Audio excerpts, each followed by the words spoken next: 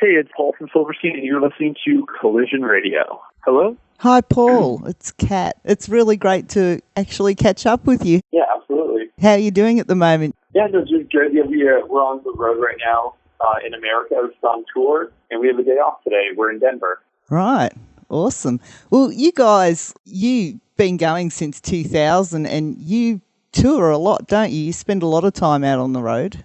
We do, yeah, quite a bit of time. Is that because you just love playing live? Well, I mean, I think for our genre of music, the live experience is pretty important, and that's how we reach new fans, but it's also how we connect with our existing fans. So it's always been, I think, a really important part of what we do. Yeah. And, well, you're going to be in Australia in May. How long's it been since you've actually been here? Last time we were there was August 2016, but on that tour we were supporting another band. So we haven't actually done a proper club headline tour since 2015. So it's almost been 3 years exactly since we did that.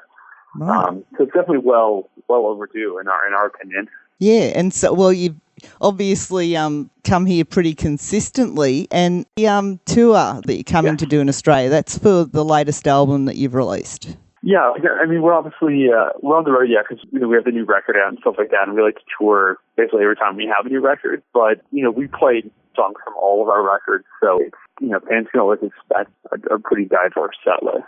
Yeah. And, well, you're the drummer in the band, of course. Can I ask what it is that made you pick up the drums in the first place, or pick up the drumsticks in the first place? Yeah, I just think, at the time it was kind of the late 90s and just kind of I was listening to all that kind of 90s grunge and alternative rock. And I just kind of had just an aspiration to kind of learn how to play drums, learn how to play like that. And that's really what got me started. Right. And if you hadn't actually decided you wanted to play music, is there something else you think you might have done? I mean, yeah, I think even for all of us, we grew up in the suburbs in Canada, and it's pretty typical. You went to school and then you went to college, university, and kind of got a normal kind of person's job, and that's was your trajectory. So I think that's kind of where I would have ended up, and that was kind of the plan. It wasn't we're going to do music for the rest of my life. It's no, well, maybe get an education, but get pretty quickly derailed and ended up doing the music thing instead. Well, that's pretty awesome for you, though. I mean, you obviously love it. Yeah, absolutely. Can I ask what the writing process in Silverstein is like?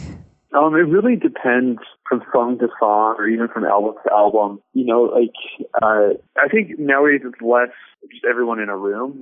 Back in the day, that was kind of the way that we wrote songs. You'd jam, you'd be in a room. Because also, we didn't really have the technology to do anything any other way. But nowadays, people can write songs on their own, use computers to self-demo stuff and really kind of lay everything out. So we can all hear and work on it remotely, work on it digitally. And that's really going to open up a lot of, new writing abilities, because you're able to kind of really work on it part by part, and you can work at any hour of the day, and you can share the files and all that kind of stuff. So that's really been kind of an interesting new approach for us, especially with Dead Reflection.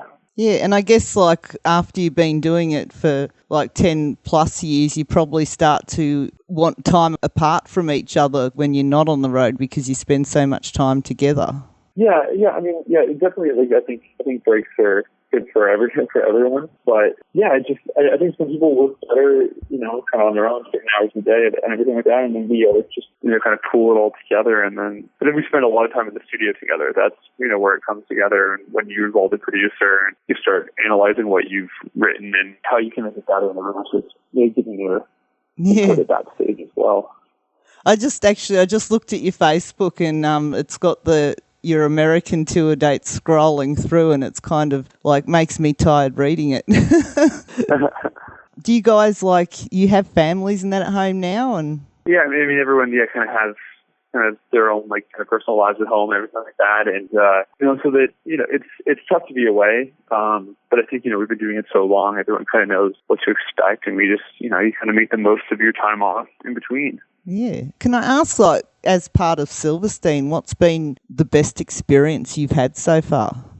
I mean, really, I think the travel. Like, I mean, we've played in 41 different countries, and like, I think for anyone our age to have been to that many different places is pretty amazing.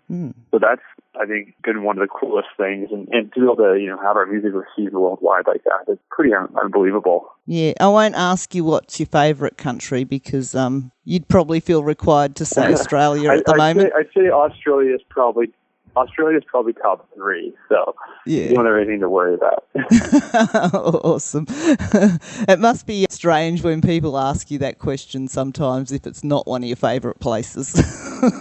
Oh, no, I mean, yeah, I think some people are just curious, you know, like what it's like out there, or from people that have experienced so many different cultures, like what's the best, or like what do we enjoy the most?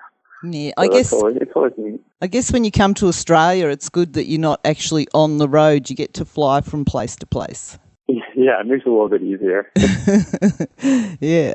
And, well, the new album, like, can you tell me a little bit about what that is sort of written about? Like, what inspired it? Yeah, it's a pretty deeply personal record that our vocalist Shane kind of took it upon himself to kind of lay it all out there. And so, you know, I think it's kind of almost an autobiographical type situation, and also kind of like a bit of a crossroads where he kind of felt like he was kind of heading in a bad direction and had the kind of ability to kind of shape up, but with the acknowledgement that he knew what he was doing. Mm-hmm. And I think that was, you know, it was tough too, because I think we, even as a band, you're there in the studio and you're trying to kind of push something like that to, like, you know, open up more and have more, you know, push the lyrics and push the vocal takes further, and it can be really exhausting on the individual. But I think, you know, in the end, you're all after the same thing as the best possible record you can make, and it's really not until when it's finished that you step back and you're like, okay, that was amazing.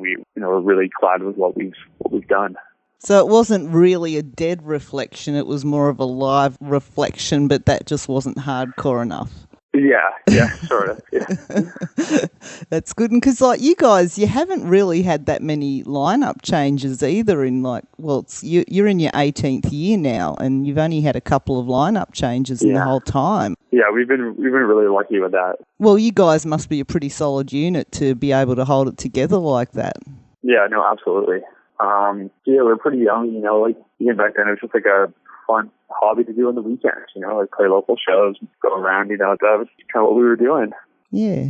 It is funny when you say it like that, because some bands work so hard trying to make it, and other bands think they're just going to have fun and they make it. I mean, it definitely was a lot of hard work. I mean, we were playing a lot of shows. We were, you know, rehearsing a lot, writing songs and in the studio, and, you know, made demos and sent them around to record labels and followed up, and, you know, booking our own shows, doing all this kind of stuff that you do as an independent band. And then, but, you know, without a label, you can't do that much. And being from Canada, it was like, well, we can't really leave Canada until we have a label to help us out, you know. And then when we got the deal, it was like, that's when we really hit the ground. That's when it's like, all right, well, now it's time to play like 300 shows a year, really just grind it out and like learn along the way and just try to get better and like really learn how to be a live band over time. 300 shows a year, it's no wonder you made it. I mean, labels notice those things. Yeah, no, it took a lot of work, but we got it there, and then kind of just kept up the work ethic, you know, because I think that keeps the fans engaged. It allows us to keep promoting ourselves, and also the more you do it, the more, I guess, the better you get at it. Yeah, can I ask, actually, as a Canadian band, when you are an independent band and you want to play in America, do you still have to go through, you know, the visa rigmarole that other overseas bands have to go through, or is it slightly easier for Canadian bands? No, I mean, it's not. There's a huge process. I mean, if you're working in any country, I mean, coming to Australia, we have to get visas. Going to America, the UK, all sorts of different countries always require it. And every country has a different process and a different way of going about doing it. So it's just something that is part of it, you know, but obviously the more you do it, the better you get at learning the process. And, you know, so we just do what we can. Well, that's part of it, like that the people don't actually see, isn't it? What goes on for a band behind the scenes is quite involved and time-consuming stuff to actually get you out there. Oh, absolutely. Especially, yeah, when you're like touring abroad, the logistics alone of everything from when you're booking and setting up the tour to announcing it to promoting it to actually getting out there and doing it, physically getting yourselves there and arranging all the gear and the flights and the trip and all that kind of stuff. It's pretty expensive, but there's always that sense of accomplishment once you've done it. You know, when you're finally touched down back at home, you're like, well, we did it. It made the impossible possible, and that's always the best feeling. Yeah. Have you got any advice for any young Australian bands listening who are trying to get out there and be seen and heard?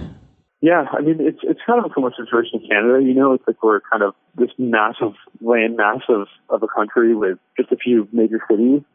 But, you know, I think it's important to really, you know, write the best songs you can and spend a lot of time with that and rehearse them a lot and play locally, get around, you know, because, like, I think people don't want to accelerate to the next step, but haven't done those steps first, you know, are going to have a much harder time. Yeah. So I think it's just really important to get focused on the songs and your craft and figure out who you are and create that just a really tight version of yourself and like the best, kind of present the best version of yourself that you can, and people will hopefully take note. Yeah, when you say play locally, you mean like play your home country, not just your hometown. Yeah, I mean, yeah, but start small, like, you know, and play often and interact, and, like, you know, there's a music scene everywhere, you know, large or small. You know, you need to be a part of that. You need to, you know, grow with that. It's like, you know, so many bands, maybe it's more so in North America, but they just want to get on the road and start traveling. It's like, you know, like you need to, you know, if you're going to go that distance, you need to be really dialed in as an artist, you know, because otherwise it's a waste, you know, it's going to cost you money, it's going to take time away, but, you know, use your own backyard to really get your sound together and become a really good band, and then start extending your reach one step at a time, I think. I was going to ask you if, like, because a lot of Australian bands are starting to make their presence felt overseas. I was going to ask if there's any Australian bands that you love, but you're actually, this tour that you're just started at the moment, you're doing with Tonight Alive. Yeah, I know. It's our first time touring with Tonight Alive. They're like some of the best people and obviously a fantastic band. But we've always kind of been tight with a lot of Australian bands. I mean, we toured with Amity Affliction in the early days, and we toured with them in America a bunch since. You know, back in the very early days, we toured with I Kill the Prom Queen, and then we also brought them to America. So we kind of had that, you know, early kind of relationship with them and always kind of remained friends over that. I mean, there's just so many different Australian bands. I mean, Hands Like Houses, we toured with a bunch now. Like, they're good friends of ours. Even Young Lions, you know, there's some great guys as well. So, there's tons of bands from Australia that we're really close with. Yeah, definitely. I mean, even like when you're just saying that, some of my favourite bands that you mentioned in there, but you're actually bringing Comeback Kid with you to Australia. Yeah, they're from Canada as well. We've known them for a long time, but it's really, really nice touring with them. So, well, is there something that you want to say to your Australian fans and that to get them to actually come out and see these shows? Yeah, I mean, we've been coming there for many years. It's one of our favorite places in the world to tour. And if you've seen this before, it's definitely going to be a different set list. It's going to be as long and as diverse as possible. And we just look forward to hanging out with everyone and having a good time. Yeah. And it is Destroy All Lines who are bringing you down to Australia. And, of course, the tickets are available from Destroy All Lines for that tour. But people can actually find you at silversteinmusic.com. And you are Silverstein Music on Facebook as well. And, well, I guess what next for Silverstein then? Like, you just released Dead Reflection last year. How long before you think there'll be another album? Has the writing process started for another album, or have you just been busy with this one? Yeah, I mean, we're probably going to be on the road for the rest of 2018, so nothing for this year. I mean, the album's only about 6 months old, so we're going to be touring a bunch, got a lot of places around the world we want to hit. So, nothing for a little bit, but I think hopefully this tied to fans over in the meantime. So possibly mid to late 2019, we might start hearing some new singles popping out. Yeah, I hope so. It is the 14th of May you start. You're actually starting in Perth. At Amplifier Bar on the 14th of May, and then you're off to Adelaide on the 15th. The 16th, you're in Melbourne at 170 Russell Street, and The 18th in Yep. Sydney, the 19th in Newcastle, the 20th in Brisbane before you head over to New Zealand for 2 shows in Auckland and Wellington. Have you been to New Zealand before? Just once. This is actually our second time going. So yeah, I think this is our 9th or 10th time in Australia, but only the second in New Zealand.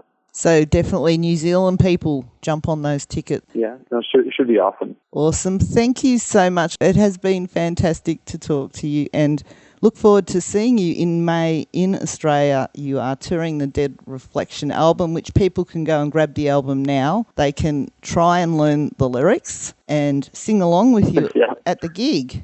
And, Exactly. And you're going to be performing their favourites as well. Exactly. Yeah, for sure. Awesome. It's going to be a great time. Thank you so very much. And I look forward to talking to you again. Awesome. Well, I appreciate the interview. I appreciate your time. Thank you so much. Thanks. Have a great day. You too. Okay. Bye-bye. Bye.